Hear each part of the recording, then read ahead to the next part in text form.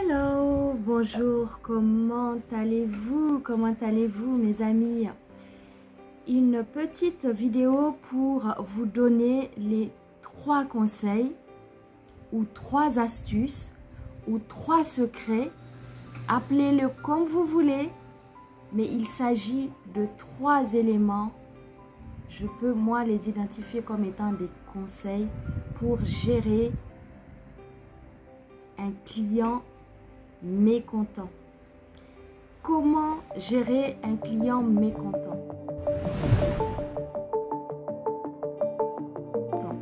Lorsque, en tant que chef d'entreprise, vous avez un client qui vous appelle pour se plaindre, lorsque vous avez un client qui est dans un état d'énervement parce que la prestation que vous lui avez faite, soit il la conteste, soit il y met un jugement, un avis négatif. Comment gérer ce client-là?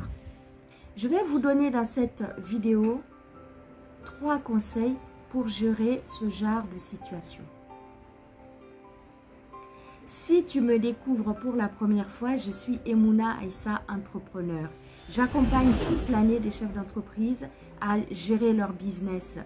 Je leur apporte des connaissances, des éléments. Je mets en place des outils pour les aider à mieux gérer leur business, surtout dans le développement de leur entreprise. Je ferme cette parenthèse, je reviens à mon client insatisfait. Lorsque vous avez un client qui se plaint de votre prestation, je vais prendre l'exemple, si vous permettez, d'un client qui reçoit sa facture de prestation. Il la conteste pour je ne sais quelle raison, en tout cas il n'est pas content. Il estime qu'il a été abusé, il a été facturé, il a été trop facturé. C'est un exemple que je prends. Ça peut être un conseil, ça peut être une autre prestation. Là, je vous prends l'exemple de la facture que reçoit votre client. Le client vous appelle, pas content du tout. En tant que chef d'entreprise, je lui donne rendez-vous pour le recevoir. Lors de l'entretien, notez bien mes entrepreneurs, lors de l'entretien, il est important d'appliquer ces 3 conseils. Premier conseil, écoutez bien le client. Laissez le client parler. Laissez le client expliquer la raison de son insatisfaction. Écoutez bien. Donc vraiment, première astuce, l'écoute de l'autre. Bien évidemment, vous l'écoutez une fois que vous l'aurez bien reçu, bien accueilli, bien installé. Ok, il est en condition. Vous pouvez même lui proposer un café, un verre d'eau, selon la situation. Vous l'accueillez, ça c'est le b.a.-ba. Bien accueillir son client. Mais ça ne fait pas partie des 3 conseils dont je parle aujourd'hui. Vous l'écoutez. L'écoute est très importante. Pourquoi? Cela va permettre au client non seulement de s'exprimer, de se sentir respecté. Vous lui donnez la parole. C'est très important de donner la parole à l'autre lorsque vous sentez que l'autre a besoin de parler et de se faire comprendre. L'écouter, pourquoi? C'est aussi une marque de respect. C'est-à-dire que vous montrez à l'autre à quel point vous l'estimez, vous le respectez. C'est pour cette raison, c'est très important d'écouter. Laissez l'autre parler jusqu'à ce qu'il termine. C'est important. Deuxième conseil, il faut que vous ayez toujours des éléments factuels pour expliquer le pourquoi vous avez... Bon, on reste dans notre exemple de facturation. Il faut que vous ayez des éléments concrets, factuels, qui expliquent pourquoi vous avez facturé telle prestation ou pourquoi vous donnez tel conseil ou pourquoi vous avez pris la direction de de ce conseil, par exemple, ou pourquoi vous avez facturé tel montant.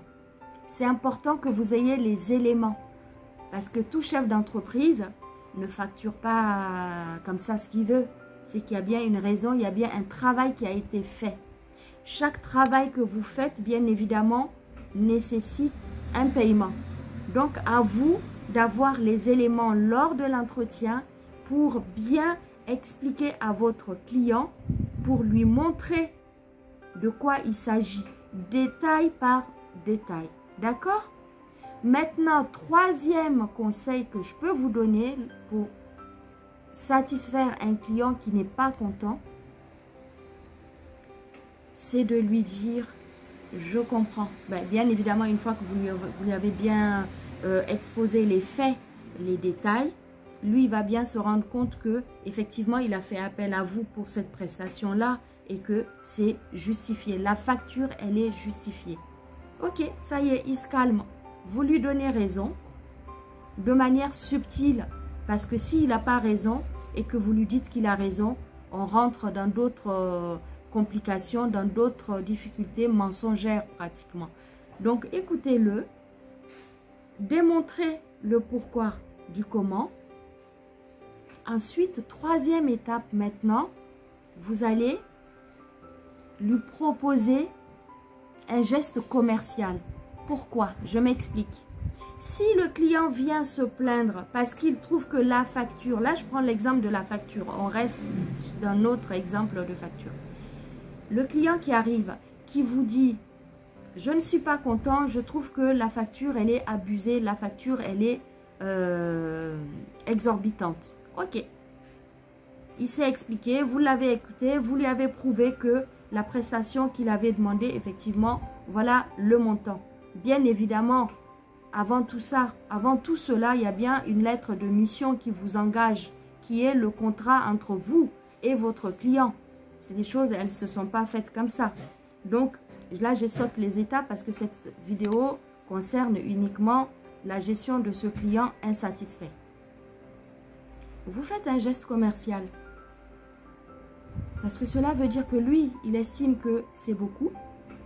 Donc, vous avez, vous, déjà détecté, vous ressentez que le client, il a besoin d'une attention, il a besoin de quelque chose de votre part. Commercialement parlant, vous pouvez très bien lui dire, ok, je constate que, effectivement, vous avez besoin, enfin, vous avez raison ou pas, mais je vous propose la chose suivante. Vous détaillez, voilà ce qui a été fait. Maintenant, si cela peut vous satisfaire et pour la bonne marche de notre collaboration, je vous propose pour la prochaine facture de vous faire une remise sur telle ou telle prestation. Vous allez voir que tout de suite, le client, ça va déjà le calmer. Déjà, vous l'avez écouté. Vous avez exposé les faits qui sont bien justifiés.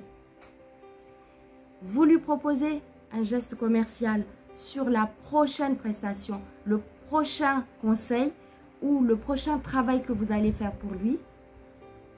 Je peux vous assurer que ce client-là, non seulement il va être content sur le moment, mais il va rester travailler avec vous. Parce que vous l'avez respecté, vous l'avez écouté et vous lui avez proposé une solution. C'est très important d'être à l'écoute de vos clients. C'est très important de chercher à satisfaire vos clients d'une manière ou d'une autre. Cela va vous permettre de fidéliser vos clients. C'est très important. Voilà mes amis, je voulais aborder vraiment ce sujet avec vous parce que bon nombre d'entrepreneurs négligent cette partie-là ou alors on le gère dans la foulée comme tout autre problème qui est lié à l'entreprise. Non, c'est important que vous preniez le temps de recevoir le client qui n'est pas content, qui se plaint d'une manière ou d'une autre et de trouver, grâce à ces conseils que je viens de vous donner, de trouver une solution pour le client. Cela va le satisfaire et vous allez assurer une pérennité dans vos relations avec le client. Si vous n'êtes pas encore abonné sur cette chaîne, n'hésitez pas à vous abonner dès maintenant. Mettez-moi en commentaire comment, en tant que chef d'entreprise, vous de votre côté, vous gérez une situation pareille. Un client qui n'est pas content. Mettez-moi en commentaire quelles sont vos méthodes à vous pour satisfaire votre client et le ramener à la raison et lui permettre de rester fidèle à votre entreprise, de continuer à travailler avec vous. Abonnez-vous, mettez-moi un like et n'hésitez pas à partager cette vidéo. Et je vous dis à très bientôt mes amis.